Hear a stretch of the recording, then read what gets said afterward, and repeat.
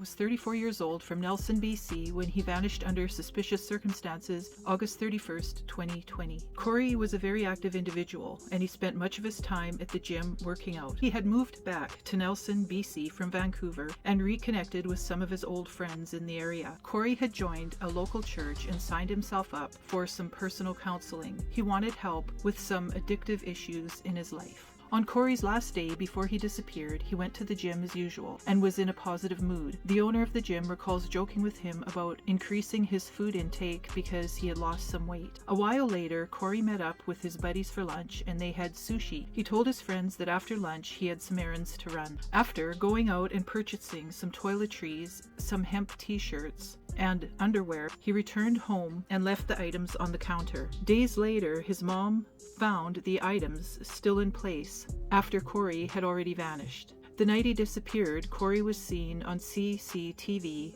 at 6:30 p.m. at the Shell gas station located on Highway 16 in Neslon BC. He drove a gray 2007 Toyota Tundra truck. In the CCTV footage, he was seen wearing a black t-shirt. He filled the gas tank, bought 3 coconut waters, popped the hood of the truck, and was working on the battery. Later, Cory drove to his friend's house. He was confirmed at this location between 8 p.m. to 8:30 p.m. Cory's friend would say that him and Cory were getting high on ketamine, often known as Special K. Ketamine is a type of anesthetic used only in vet clinics. When used by humans, it can give a feeling of disassociation and vivid dreams. It can lead to addiction. The high lasts about 2 hours. His friend stated that Cory left his home between 12 a.m. and 1 a.m. on September 1st. He said that he asked Cory to leave because he had to work the next morning. His friend worked from home farming cannabis, and he had several surveillance cameras on the property and claims that none of them were working at all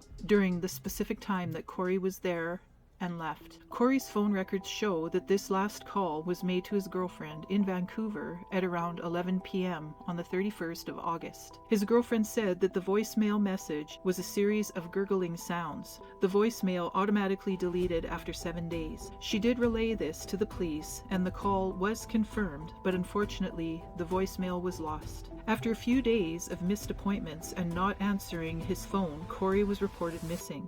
Between the 4th of September and the 7th of September, calls came in to the police about an abandoned gray Toyota truck on the side of the service road that ran along the Kootenay Canal. His vehicle was located September 7th on Rover Creek Forest Service Road near the Kootenay Canal, a dead-end road in the middle of nowhere, but about 4 miles from the house of his friend. Keys were in the ignition. The truck was released to Cory's girlfriend without forensic testing on the same day.